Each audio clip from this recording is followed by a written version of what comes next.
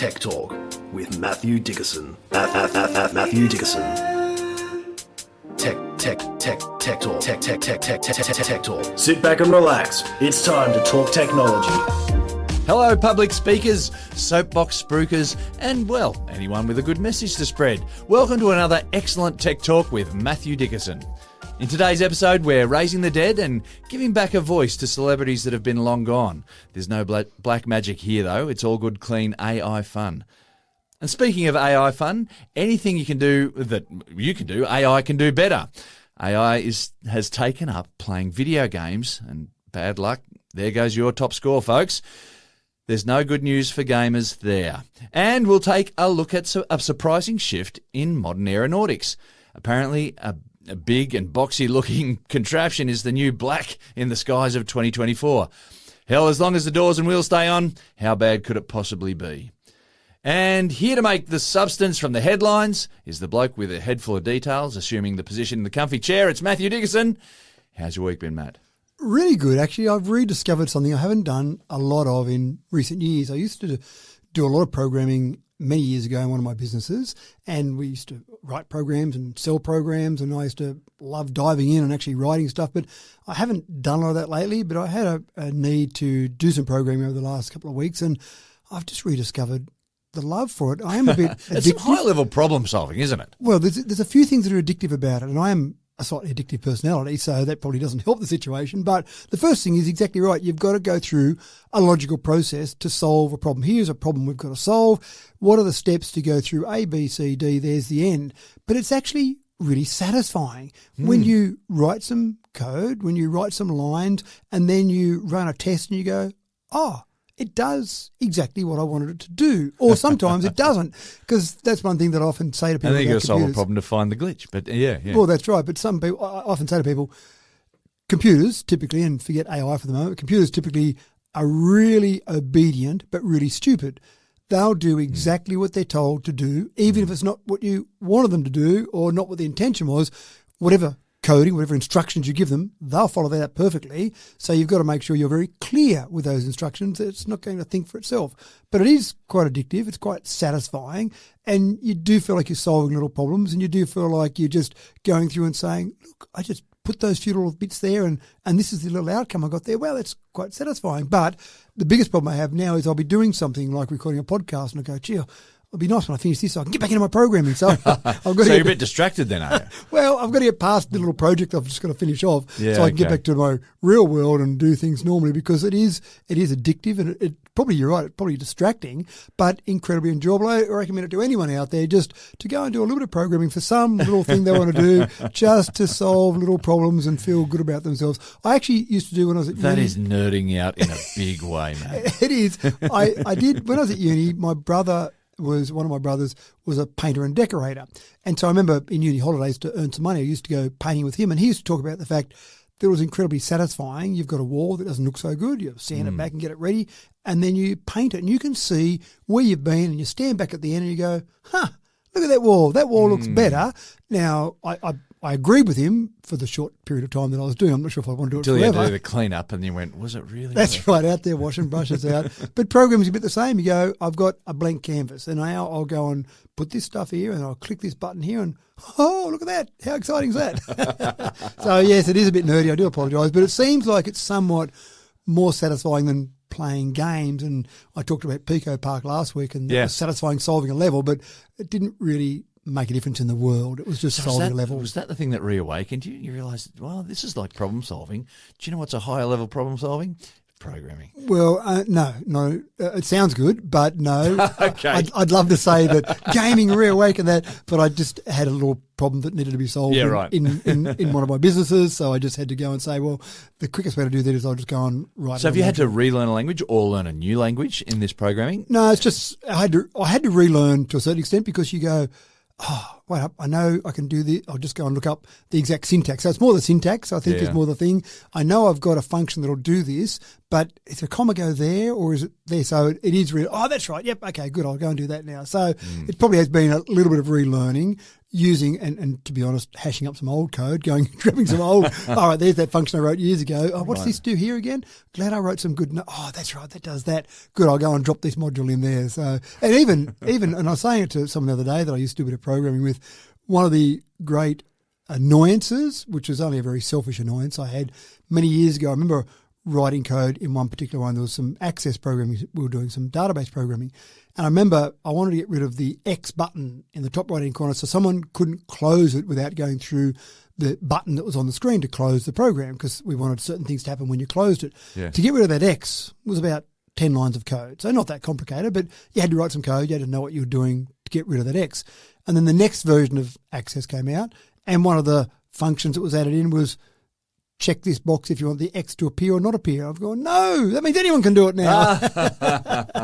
So as each version came out, it got a little bit better and a bit easier to program, I suppose, was part of that. So again, very selfish, because it was like I had to write code to do that. Now it's just a little checkbox and that's all done.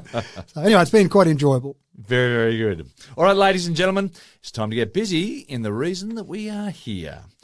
Now, rev heads in the US will be in uproar, screaming blue murder, as NASCAR debuts its first EV prototype in Chicago recently. Any petrol heads who are sure that EVs are just a passing fad are going to spit chips over this. Matt, this is a big deal. Do you reckon it'll go the distance? I reckon it's going to change something. It's got legs. I'm not sure what it will change, and I'm not sure what the ultimate aim of NASCAR is. So they've unveiled a prototype. It's a pretty impressive prototype. Just to give you a bit of an idea, at the moment in NASCAR, they typically run 5.8 litre V8s. So they've got a bit of volume about them in terms of the actual size of the engine. Obviously, they're highly tuned, so they're quite powerful. So they produce about 560 kilowatts maximum power. So, again, not too bad. They might do that at 6,000 or 7,000 revs. I'm not sure exactly what they produce that at, but they sound loud. Anyone that's been near any race cars, they know they're loud. It's compulsory. That's part of the enjoyment, isn't it? That you've got to wear earplugs to enjoy this particular event. It's going to change everything, isn't it? Well, when you start to talk about this, now what they've got with this first one is it's almost like an SUV type shape, which is interesting because SUVs are so popular. They've obviously said, well, forget the sedan style, let's go for SUV. But the little one they've got is 1,000 kilowatt maximum power. So compare that to your little 560 kilowatt, close enough to double the power of a NASCAR. It's got a 78 kilowatt hour liquid cooled battery pack. At that sort of power and the speeds they're going, mainly that air resistance, as we've talked about before, you wouldn't get a particularly long race out of that. But again, this is a prototype. This is a starting point. And the pit stops wouldn't be that exciting if you had to recharge them. And Jimmy's come into the pits and we'll just wait for 10 minutes while they charge. And Jim's having a cup of coffee and he's ready to go again now. Cut to a commercial. That's right. And another commercial and another commercial. So I think the idea here is just to show what they could possibly do. It's got 3 motors on it, so a lot of powerful EVs tend to do that, at least 2 motors anyway, 1 motor for the front wheels, 1 motor for the back. This has got 1 motor for the front and 2 motors for the back. I'm not sure if each is individually mounted in each rear wheel or whether it's 2 motors to drive the back more powerfully. But ultimately, NASCAR is saying it's the future. We've got to look at the future. And when you consider that many developments for cars that we drive today, many of those occurred on the racetrack, cutting edge, trying to gain thousandth of a second literally in terms of the racetrack performance.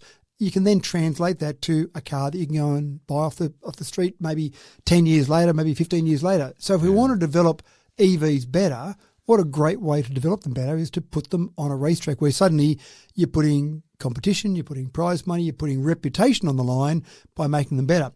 And you can run your race right past the library without disturbing anyone. That's right.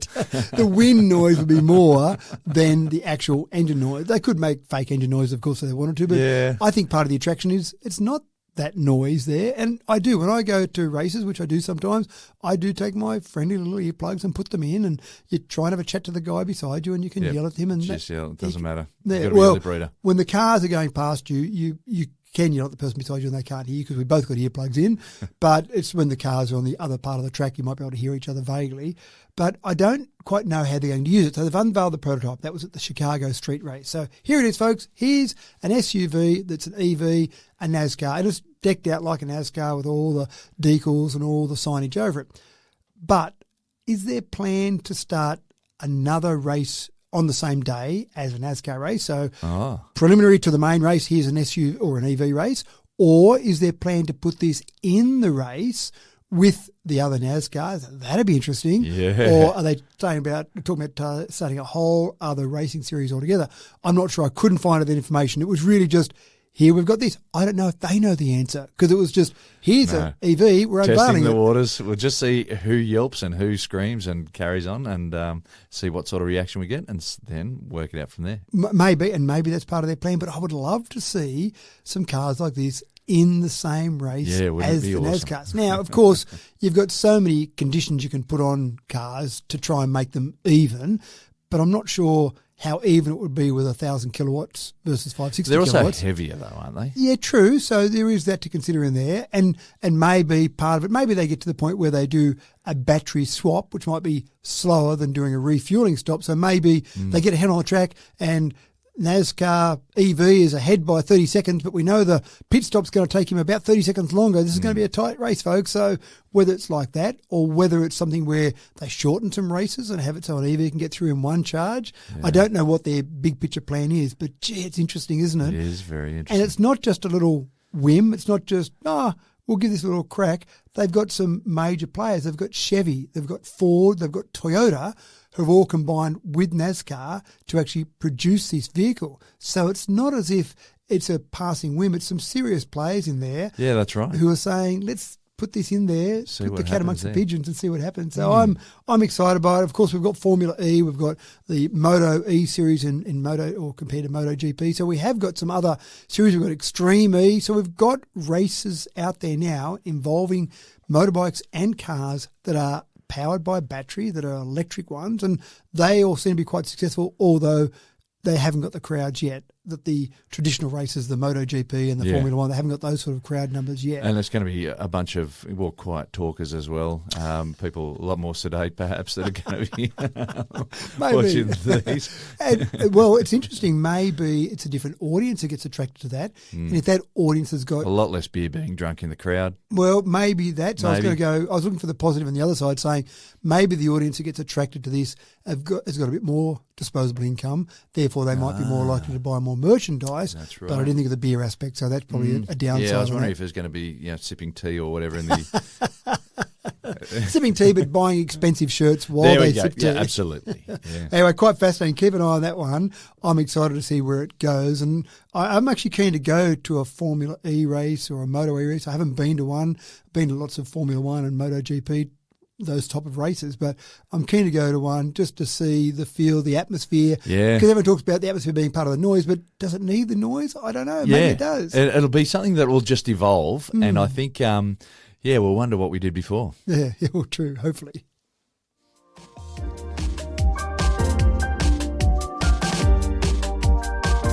How keen are your eyes? I mean, how easily do you reckon that you could spot the work of AI? Can you even trust your eyes anymore? AI has had the capacity to generate video for quite a while now, and there have been some prize examples that are simply ridiculous, to say the very least. Have you seen the AI Tour de France video? Or maybe the AI beer commercial? They're hilarious, but also enormously disconcerting. But as AI learns from its mistakes, you know that videos will get better and better. Matt, what hope do we have spotting AI video, and why should we even care? Well, I'll answer the first question. I'm not sure if I can answer the second one, but the first one is I'm going to give you 6 tips today on how to try and spot AI video. Why do we care? I'll leave that as a rhetorical question. Well, I was going to say, have you seen the Tour de France video? I haven't seen that one, no. It's hilarious. Now, it's got all that, it's got the fluidity of what you expect to see when you're watching Tour de France. You've got to look it up, folks. Look it up. I'm sure it's on YouTube. Tour de France AI video. And so it's got all the fluidity, but then the motion just doesn't make any sense. Right. You've got cyclists going backwards. You've got these things that kind of look like bikes, but was that a bike I just saw? Yeah, or was right. that something completely different? Yep. Not quite a bike. Yep. And then this wave just appears, and it looks like, all this peloton's coming at you, but then it's a real wave of just bodies and machine, and bikes and stuff Mangled like that. together. Mangled all together. It's really disconcerting. And the beer commercial is, you can tell that it's a beer commercial, but it's just got a weirdness about it. Like there's a big party going on, but someone's got 6 fingers and they keep sort of shoving these cans towards their face, but they're not actually drinking. Yeah, right. Anyway, it's a funny sort of a thing. Well, you've hit on a few of my tips there. Oh, okay. So perfect. Whether or not it looks like it could be a thing. So the 6 tips I've got to try and spot fake video, and right. by using a keen eye and some common sense, you've picked up on those 2 videos, but I'm going to give you the 6 tips. First one is text. If there's any text in the video, often that text will be garbled or spelt incorrectly. Now, humans spell things incorrectly as well, but they're spelling mistakes that are kind of a bit obvious. It might be a triple S in a word, and you go, well, there's no words with triple S in it. So it might be spelling errors that don't make sense or that aren't common spelling errors, or it might just be... beer commercial, the brand just looks like it's written in, I don't know, Cyrillic or something. It's just, yeah. Sometimes it's just a garbled mess, Yeah. and it's meant to look like some fake script or fake text, but it just looks like it's rubbish. Yeah. So keep an eye for that. Even spacing, actually, that's another one I've noticed. Yeah, Spacing, right. sometimes there'll be a word written, spelled correctly, but 3 of the letters are just really tight together and the rest of the word is spread out. I don't know why AI struggles with text. You'd think that'd be really easy. I'm going to put some text in this. Let me just check that against the dictionary of everything and see that word exists. Why wouldn't that be simple enough? So I don't know why, but AI often gets words wrong. Well, maybe it's seeing words as a picture rather than actual text. But Could I be don't that, know. yeah, could be. Now, the second one, tip 2, is rapid cuts. So you'll see a scene, it's looking at one scene, it jumps to another scene, it jumps to a person, it jumps back to another scene, and AI might do that deliberately because it's much harder to pick up, as you were talking about before, is that a bike or not? If it's only on that bike for a second and then goes to another scene, you probably haven't got time to absorb that and actually see that, because when we're looking at it, we can't look at the entire Did I just see picture. 6 fingers on that hand? That's exactly it, yep. Has that person got 3 hands? Yeah. So that's the second one, is look for those fast cuts.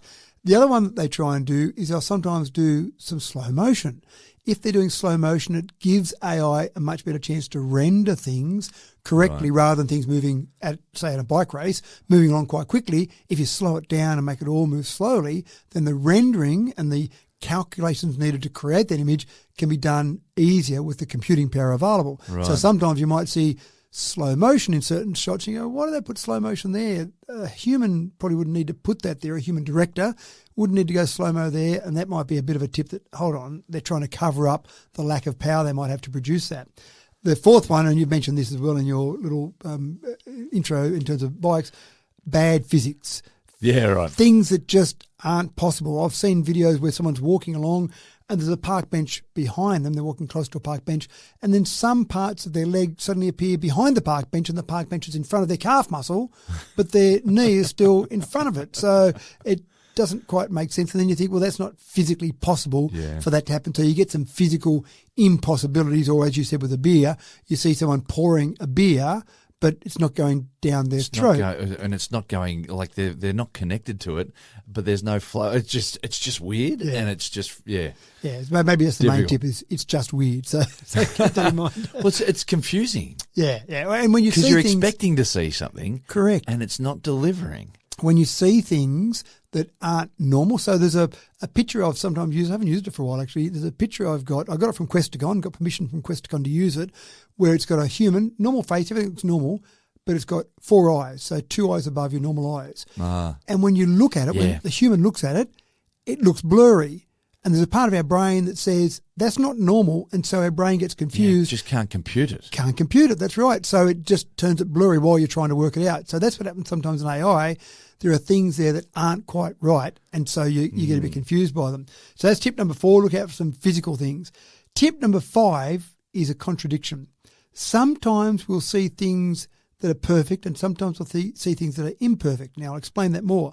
Sometimes we'll see things that are perfect when maybe they shouldn't be. So there might be patterns in the ground that are absolutely perfect patterns. Yeah. Things that you say, well, that's nature there. Nature probably isn't. There should be randomness. There should be some randomness. And sometimes you'll see things that are meant to be perfectly lined up and they're imperfect. So it might be a physical man-made structure that should be lined up, a building, for example, that needs to be square, and suddenly it's a bit different. It's a bit off to one side, and it's not the Leaning Tower of Pisa. So you get things that are different to what you expect. Again, perfect versus imperfect. And the last one, you have mentioned it a couple of times there, the last one is have a look at hands. I can remember back when I was in high school and you had to do compulsory art, the thing I struggled with the most was a hand. I'd sit down and look at my hand. Artists, that's one of the big things. If you can draw a hand, then you can do art. Oh, it wasn't just me then. Thank goodness for that. I thought it was just my lack of ability. So I used to look at my hand every which way and I couldn't get my hands right. Well, it appears that the rest of the world, apparently, and AI struggles with a hand. So sometimes they might have 6 fingers, as you mentioned. Sometimes it might be more subtle. It might be 5 fingers, but maybe 2 of the fingers are kind of joined together. Yeah, or they're a mess. They make like a web. It's just a web of fingers. Get that guy in the swimming pool. He'll be fantastic. Yeah, this guy's got a mangled hand. That's right. Or I have seen ones where it's got the left and right hand switched over, or 2 left hands. Yeah. So you just see the thumb on the other side of the hand. You think, well, that doesn't quite make sense. It's something odd, and you've got to think about it and look at it until you can work out it's odd. So I suppose all of those things are ways, but there's no perfect science. There's no way you can say that's definitely an AI video because they're getting so good now. And I suppose to come back to your why do we care question, I suppose one of the things is we need to be aware in the world we live in of things that are real and maybe not so real, and misinformation campaigns. Yeah, misinformation's a big thing, but I think we're almost at a stage where it's probably not going to matter. Outside of misinformation, like if it's an advertising campaign, I can see this being used in advertising because, with the secret of advertising is just get people talking about your ad, get people remembering your ad. Yep. Well, how are you going to do that? Well, you've got a person with 6 fingers or this mangled hand then they're putting the beer to their mouth but they're not really pouring it. And so you deliberately make an ad. It looks bad. That's got elements of AI but still has the message you're trying to pass on. And let's think about the big picture. I need to get into advertising. That's right. When you think about movies, so you see some incredibly elaborate physical things that are created for movies, and then someone came along and said, well, you know what, we can just put that in front of a green screen and we can do it all with graphics, computer-generated graphics, CGI in the background. Don't waste all your time and money creating all these things and then make it happen. So let's go a step further than that. Don't worry about a green screen in the background and doing it on CGI.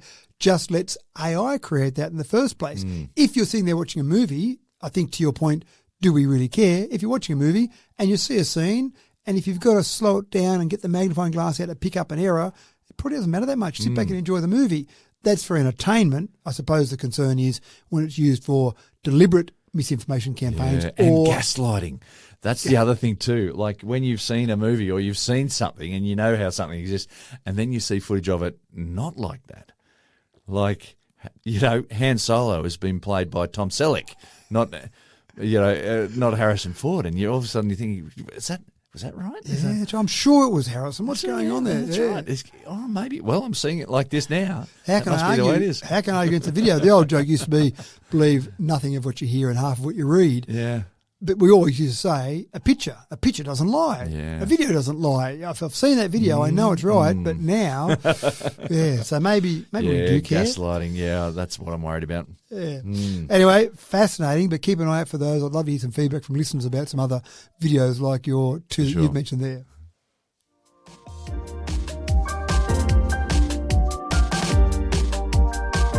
With AI's ability to create speech from samples of voice, it was only going to be a matter of time before we started to hear new material from those old Hollywood stars of yesteryear, celebrities who've been long gone. Why the hell would you want to do this, though, I hear you scream down the speakers? Well, listen up, because Matt has a bunch of reasons why hearing Judy Garland send you a personal message is likely to take off in a big way, Matt. I think it will take off in a big way. And the company doing this is 11 Labs. Now, we're familiar with 11 Labs because that was who we used when we created our voices for our 100th episode, just to demonstrate a little bit of what can be done with AI. And 11 Labs has actually done the right thing morally and ethically. People might say they're going in the wrong direction, but morally they've gone out to the estates of some of these famous actors and actresses. So you mentioned Judy Garland, James Dean, Burt Reynolds, Sir Laurence Olivier. They've gone to those estates, the people who control those estates, and say, I want to pay you some money to use the voice of one of these famous people for a range of things. And they've created an app. And this app can be used to do different things. So you could, for example, have your emails narrated to you. You're driving along in the car, you've got to catch up on some emails. You can have James Dean come and tell you things. You could have Judy Garland tell you what was on your email. Have James Earl Jones read you. Oh, that'd be nice. Yeah, that'd be cool, right. wouldn't it? So you've got the ability for anything. So basically an He's article. still kicking around too, is he? Yeah, so we better not talk Okay, about him. all right, Passed away. Newsletters, anything that you need to hear, you could hear it in a voice of your choosing. Now, I'm assuming at this stage the copyright wouldn't allow you to then use those voices in an advertising campaign, for example. It's not designed for public use. I'm sure all of the information from 11 Labs would say this is for your own private use. Some people don't read the rules or don't adhere to the rules, of course, so that is a bit of a risk. But Liza Minnelli, Judy Garland's daughter, she said that she was pretty excited about this whole concept of people hearing her mum, maybe discovering her mum, maybe getting new fans for her mum. Now, keep in mind that Judy Garland has not been with us. Well, I think she died about the time I was born. I think she died the late 60s. Yeah, she was only very young. She was about 47 when she died. So she's probably been gone for my entire time on this earth, but I still heard of her. I still know her name. But I couldn't really tell you exactly what her voice sounded like. But maybe with this sort of thing, some of these actors and actresses, some of these celebrities, it doesn't have to be just actors and actresses. You could have Einstein's voice, for example. You could have someone. That'd be so cool. Yeah. I'm thinking having Barry White read you your emails with some sexy music playing in the background. Well, I was actually thinking of sending an email to my loved one with Elvis Presley's voice reading out, something like that. So I think this is scary, but in this case, I think they've been doing it the right way. Some people are still scared about the idea of what will this replace? Will live voice actors suddenly be replaced by some of these? That's a possibility. It's probably it's happening now, not with famous voices, just with AI generated voices, of course. Yeah. And remember, we did the story a little while ago now on Scarlett Johansson, where her voice was used, supposedly not her voice, but close enough to her voice, without her permission. So at least this way, they're doing it the right way.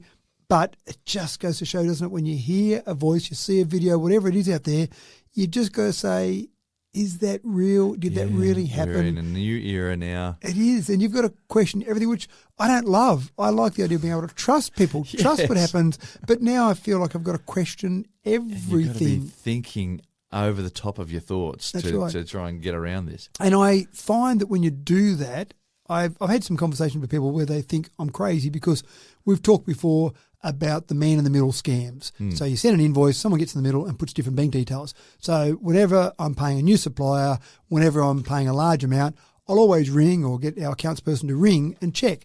And I've had those phone calls where I've said, "G'day, just checking, Mary, that's your," or give us your bank details. They're on the invoice.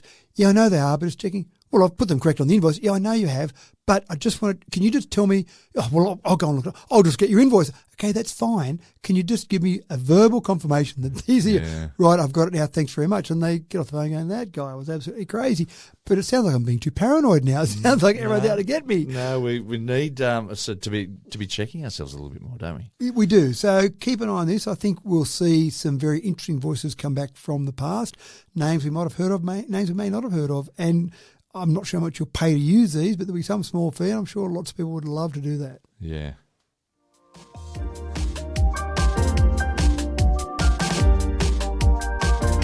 For all those kids who aspire to play video games for a living, I have one more piece of career advice for you, and you're probably not going to like it. It's time to listen to your parents, get outside and evaluate your plans. You see, in the classic racing game of Gran Turismo, AI has just taken the fastest lap for the first time without cheating, and I reckon it's a sign of things to come. Matt, was it a fair race or what? It was this time, and you said it spot on there. It's been cheating in the past. AI has been a big fat cheat. And in the past, Sony created a player called GT Sophie. My daughter's name's Sophie, so I'm not sure if there's any direct attribution there to all the Sophies out there in the world, but I apologise if there is. GT Sophie played Gran Turismo 7 and beat everyone, but it had extra data. It could see the entire track. Right. It could see where all the cars were on the track, all those cars, what they were doing, and then could see what a human could see as well. And with all that information, AI won. And I go, well, that's just plain unfair. Let's be reasonable about this. So Sony's gone back to the drawing board, not because I said so, but Sony's gone back to the drawing board and they've developed a new AI model, and all it can see is what you can see. So it can see the track, it can see the track in front of you in the car, and it can see the screen, and that's it. And now go and race. What they did was they created a reward process. If you can take corners faster, if you can not run off the track, you'll get rewards. I don't know what reward you give AI. We'll give you some more processing time, I'm not sure. But basically there were penalties for veering off or slowing down and rewards for going faster or staying on the track. And very quickly it got to the stage where there's 130,000 online races available out there for Gran Turismo 7, and it could beat those the fastest of those 94% of the time. And this is just looking at that information that's on our screen and playing the game based on that. Now, there's probably not, cheating's too harsh a word. It's in a certain set of circumstances. It was only in a time trial, not in a race. It struggles a bit still when there's other cars involved and making decisions about what to do about that car. Do I need to slow down for that car in front of me? Do I need to get around that car somehow? So this was just in time trial mode where it just had a clean track and away it went. But this is the start of the rot. Oh, the start of the rot. And the start of happy times as well, because the ultimate aim for all of this testing is to get autonomous vehicles better. It doesn't mean you can get from your place down to pick up a bottle of milk in the fastest time ever in your autonomous vehicle. You'd probably do it very efficiently, but it's not about trying to be the fastest around your local neighbourhood, but it is about trying to control vehicles. On the screen, that's one thing. We know there are races already that are being raced by autonomous physical vehicles where there's no driver, there's only AI driving it. That's getting to the development. But all these things keep developing the whole idea of AI driving a vehicle. Feed all that information into AI vehicles or autonomous vehicles, then you get to the stage where they're getting better and better. We've got them out there, as we know already, but we just need to get them better. So Gran Turismo 7 one day, around our neighbourhood the next day, maybe on a Formula One track the day after. What about all those kids who've been aspiring to earn millions of dollars playing EA Sports and whatnot, or esports, I should say? And maybe there'll still be a place for them in some nostalgia area. You got these 10 and 12-year-olds going, I'm already part of nostalgia? That's right. I think it's possible. It really entered the world yet. Well, I think your advice is correct. The advice that I've been giving to my kids has been growing up is stop playing games and get out there and do some real work. But then when we've had stories about how much money you can make out of playing games, it sounds a bit different. Words. And maybe there'll still be lots of places out there, and maybe AI will be one of those competitors. Maybe this will, spur people on. You've got to beat AI now. Yeah, that's right. That's the challenge. And Formula One drivers, I love looking at some of the graphs. Different Formula One drivers in different vehicles. You watch the graph of where they're accelerating, where they're braking, the corner speed, and you lay them over the top of each other and you think, these people are robots. Their cars, even though they're different manufacturers, the cars are almost identical. We are talking down a thousandth of a second, but the humans inside them are almost like robots, getting that same braking point every single lap, nailing it every single time. So maybe AI would be challenged by some humans in a race where you've got other cars out there as well. That's what they'll keep developing, though. Remains to be seen. Yeah, that'll be the next thing.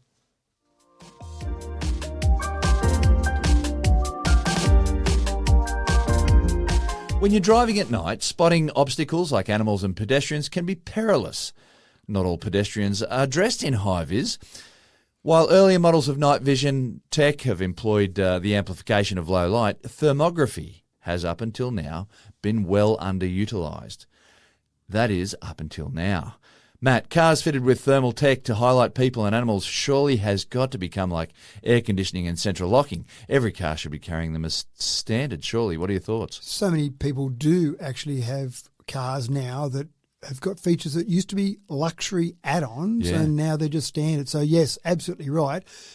We've done stories before where if you introduced all the safety features that are available as compulsory as soon as they're available, the number of deaths that we would reduce around the world. But, of course, manufacturers need to distinguish their cars. That's not going to happen. Yeah. But I was actually coming home just the other night, and it wasn't that late. It was probably just after dusk. It was dark-ish, dark enough that I had my headlights on. But I was driving along the road, and I just saw a little glimmer of a flash in front of me on the left-hand side of the road, being in Australia where we drive on the left-hand side of the road.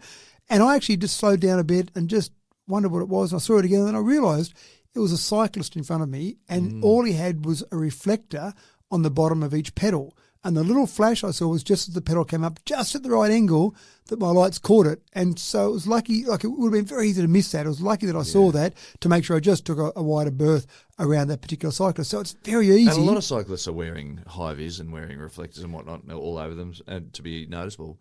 But there are still a lot of cyclists, and we're not talking necessarily about people training, but cyclists, just someone riding home from work or something like that. That's right. Or they who get are stuck less- somewhere yeah, a bit later than they thought they were going to be, and they still want to get home. and they're not dressed for it. No, still, unfortunately, there was a 19% increase in pedestrian deaths from 2019 to 2022. So there's still more people being killed.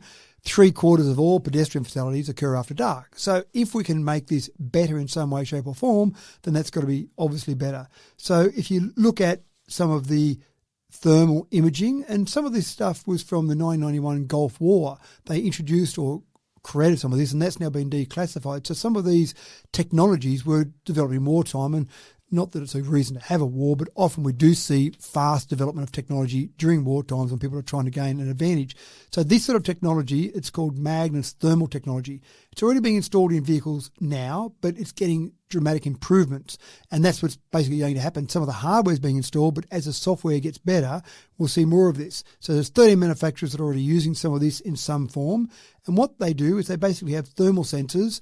It's looking out at the road in front of us. It can see much further away than just our lights. So to give you an idea, these sensors can pick up animals, pedestrians, cyclists 100 metres ahead of the vehicle.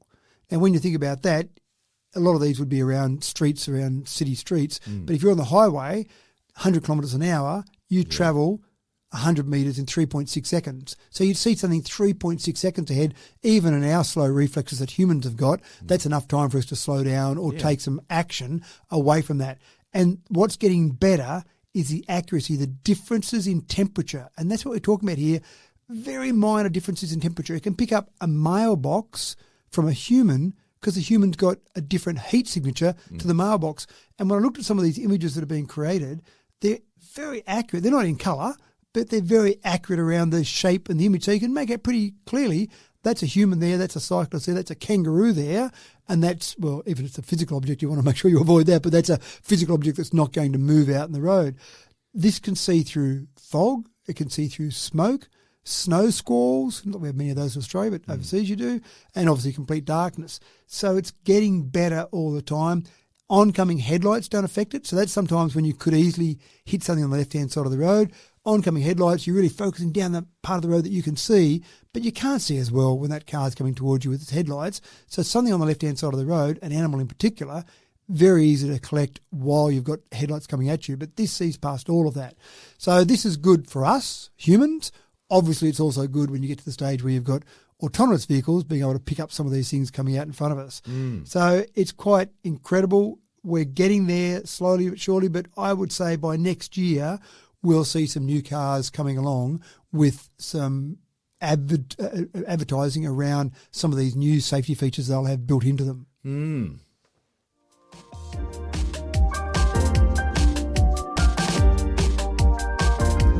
Tech developers borrow ideas from nature all the time. Yet a new development in air cargo from Aerolane doesn't look like it belongs naturally in the skies. In fact, it's been described as a flying piano. Nothing terribly inspired by nature there. However, apparently it's pretty good at riding thermal air currents, which is pretty darn clever. Matt, as an aircraft, this new cargo plane is a bit of a paradox. It is a bit, actually. And I did see some birds just the other day when I was thinking about this story, and they're just so good flying in their V formation. Yeah. And there was one poor little guy who was out to the side. And I don't know whether he'd been in trouble from mum and dad and he was sent out to the side, you go and work hard, or whether he just couldn't get into a spot in the V. But it was just fascinating. I was at some traffic lights. I was just watching, and I should have been concentrating on the green light, but of course my car would tell me when the light turned green. So I was just watching, and it moved around. It moved from side to side, and it was just fascinating watching that. And obviously humans, we're aware of that. We're aware of drafting. But in planes, we've got some rules in place, James. If you're flying in a radar-controlled area, you've got to be approximately 9.3 kilometres from the plane in front of you. So not a lot of chance for you to get any drafting. And that's deliberate because we've got turbulence. So it's all about safety, as you can imagine, getting away from that turbulence. If you're in an uncontrolled airspace or a space without radar, it's a lot further than that away you've got to be from the plane in front of you. So that's all done for safety reasons, so that all makes sense. But when you come to this concept, This is basically trying to work out how we can take advantage of the turbulence, take advantage of the drafting that you've got, because again, you've got a plane going at high speeds. It's got a big wake behind it, so let's jump on that. I'm really intrigued by the way they've approached this. Back in 2021, Airbus had a concept where they were flying some A350 airliners, so large planes, and they were bringing them as close as 3 kilometres within each other. They're doing it across the ocean, so they got some permission to go and do this testing rather than being 9.3 kilometres apart, and they were finding an advantage for the second plane in terms of the drafting. Could they set this up where you've got planes flying together where they're taking advantage of that? Yeah, maybe, but it sounds a bit dangerous because you've got that turbulence in there, but they proved the concept. This concept uses a wire rope. They connect a lead plane to what they call, as you said, the flying piano behind it. So it's got a set distance. It stays away from there. It's kind of safer in some way because it's got a rope attached to it, but that sounds more dangerous in some ways as well. You've got this tow rope. You've got a tow rope. And so the lead plane's doing all the work. The plane behind them, what they're doing with that is they're testing how much tension on the tow rope, what they've got to do with the plane that follows, how much power they've got to generate on that to see how much they can actually surf the currents and stay in the wake of the plane in front. I don't see this taking off, excuse the bad pun, taking off anytime in the near future, but it's fascinating to hear about the developments that are occurring with this.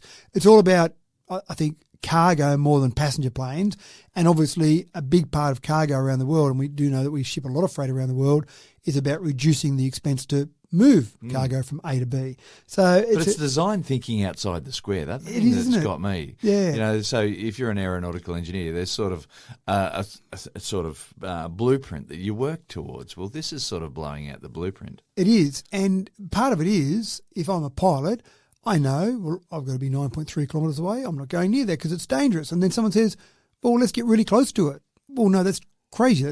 That's dangerous. Well, what about if we did that? Tailgating planes. Tailgating planes, that's right. So it is something interesting. Again, I do wonder how they'll get past the safety question. That'll be the number one question if I was CASA or FAA or any of the various authorities around the world. I'd be saying, prove to me that this is safe. You're saving fuel, sure, that's great. We love the fact you're doing that. But prove to me this is safe, that we can say, it's okay, folks, you won't have any more plane crashes because of this. Different thinking. Who knows where it'll go? Very different thinking.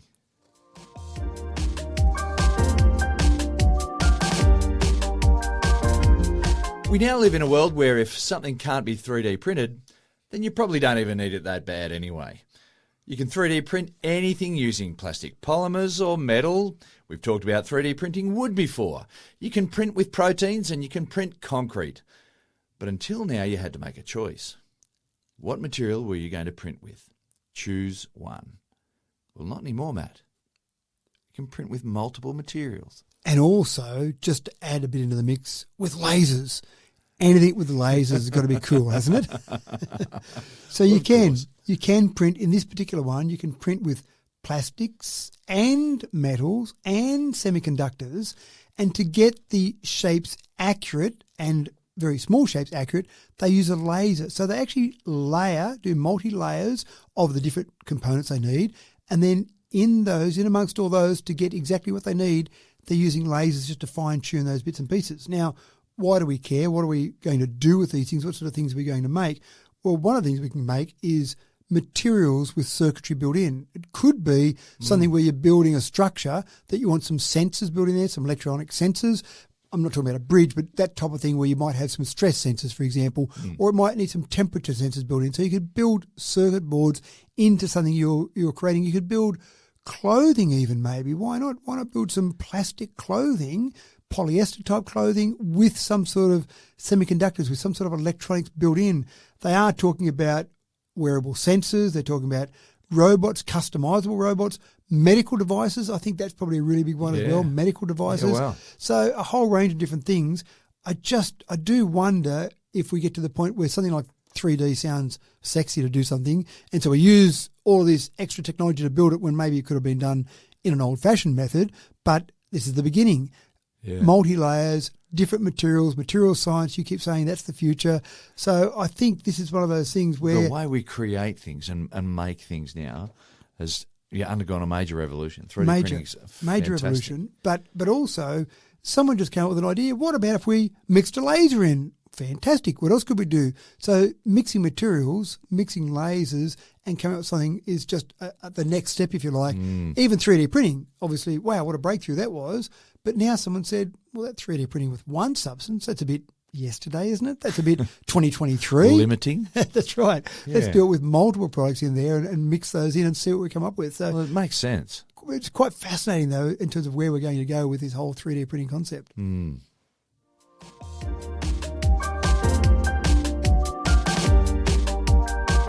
Brain-computer interface. It's here, and we've told you all about the Neuralink brain chips.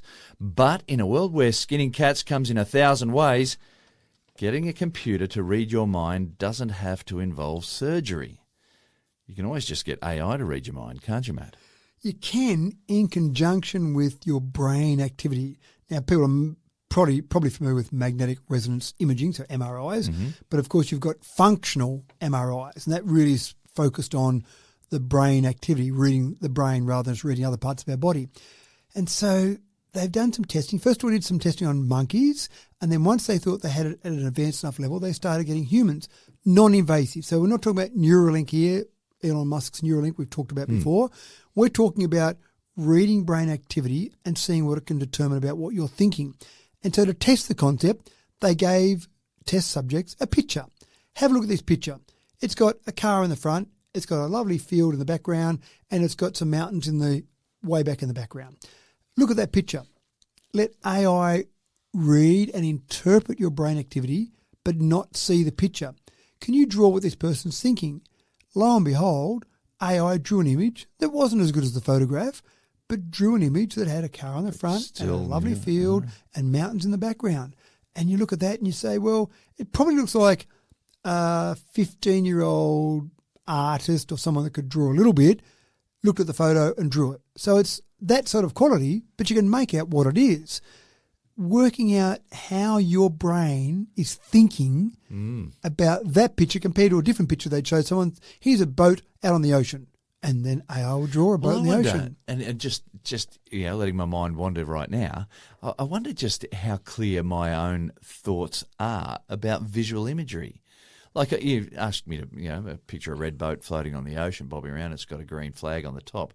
But is that a really clear picture in my head? Can I think of that right now? But it's still probably fairly hazy. If anyone was trying to read my mind and trying to draw a picture of it, I think they'd get something quite different. And maybe the idea of staring at a photograph, and then obviously the subjects were told to think about that photograph. So you're looking at that photograph and you're looking at the details, and that's a green flag, but it's a green triangular flag. It looks like it's about 8 centimetres long and 3 centimetres high, and so you're thinking about that picture. And I just find it incredible that thinking about that picture creates different brain activity to looking at a picture of my lounge room or looking at another picture. So I take your point that just general thoughts while we're sitting here thinking at the moment, talking, what is our brain thinking about while we're doing this compared to staring at a picture and focusing on that. But what I am absolutely blown away by is that our brain activity shows enough differences that an fMRI draw a house or a tiger, just by looking at our brain activity. So how many variations of our brain activity are there? Obviously, different things are happening inside our brain when we're thinking about these things, but to have some external device pick up those differences to a level that's accurate enough to draw a picture from it. It's amazing. I'm blown away by that. Now, you've seen movies where someone suddenly gets the ability. I think there was one where Mel Gibson got struck by lightning and suddenly could read people's minds, and he didn't really like what he was hearing and seeing when he read people's minds when he'd walk into a party and say, here's this bore coming in and go, stay away from him. He's terrible to talk to. So all these things, you maybe don't want to know what people are thinking about you. But this might look a little bit different because for this to work, you just need to carry around an fMRI machine with you over your head to actually read your thoughts. It might be a bit obvious that someone's reading your thoughts. Just step into my room, James, and I'll just have a chat to you. Oh, look, what are you thinking about? Imagine a new way of interrogation. Well, that might be quite stop relevant. asking questions and just listen to this person think. Yeah, that's right. So where are we going with this? I assume at some point what we want to do is be able to read people's minds in particular people that have lost some physical capabilities. If they're paraplegic, they mightn't have use of legs or arms. They might not have legs or arms, but be able to think, I'm in my wheelchair, I want to move forward, I want to type on my keyboard, I don't have arms. How do I do that? I think about the words I want to say. So that's where I think we're going with all of this, apart from just finding out what your neighbour thinks about you by putting one of these over the house. But I'm still fascinated by the fact that it can actually pick up accurately enough. We understand there's brain activity there, but pick it up accurately enough to draw images from it. That is It's a absolutely brave new amazing. world.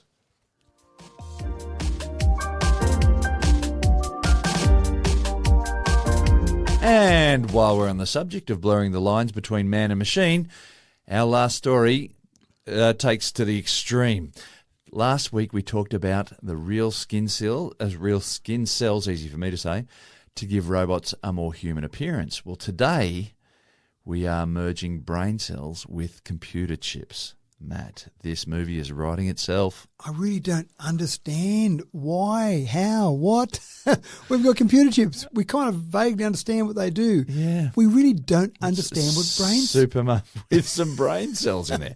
Well, maybe it helps us to learn how brain cells work. Well, maybe, but we don't quite understand the complete function of the brain. We know certain things about it, but we don't know everything about it. So they're taking brain-like tissues and they're putting that on computer chips.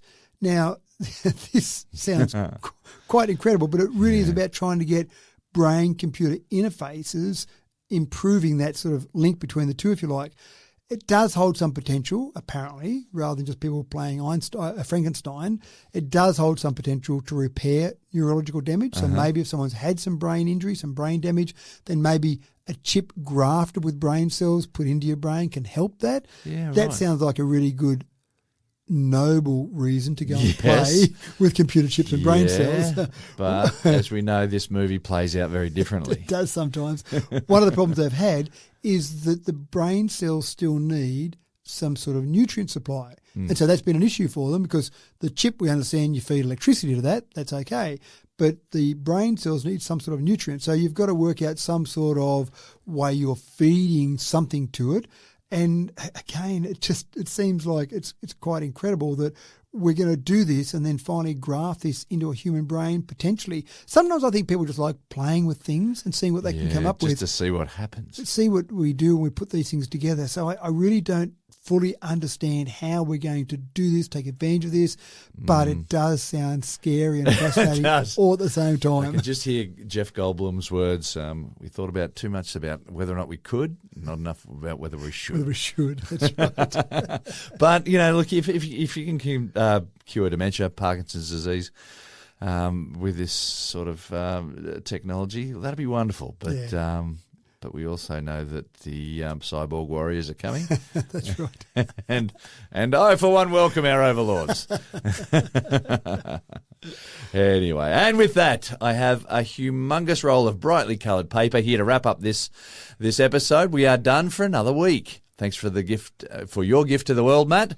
Thanks for another cracking tech talk. Well, you know what I'm doing, don't you? I'm going straight back to programming. I can hardly wait to get out of here, James. Well, I'm off to hone my skills at Mario Kart before AI goes and takes that joy away from me. Another thing that a feather to add to its cap.